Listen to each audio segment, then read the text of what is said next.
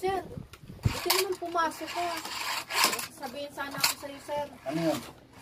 Kasi, dalang buwan ako nagtatrabaho sa inyo. Hindi mo pa rin ako pinasa sa mura. Buka, kasahod ka na. Lagi na lang ganyan sinasabi ko, sir. Alam mo naman kailangan ko ng pera dahil wala nang gatas yung anak ko. Papadala ko sa probinsya. Oo, totoo yan. Bukas na. Bihira naman buhay ko. Nakalimutan ko lang Kakalis na nga ako dito. Nagtatrabaho. Wala Hindi, nang sahod. ulit. Dalang buwan ako bili ng sahod ko dito sa inyo, sir. Mamaya, antayin mo. Sasahod ka na. Baba-baba na nga pinapasahod nyo. Tapos Hindi, dili-dili may ko. diskusyon. Grabe naman ano, sir. Hindi ako maganda.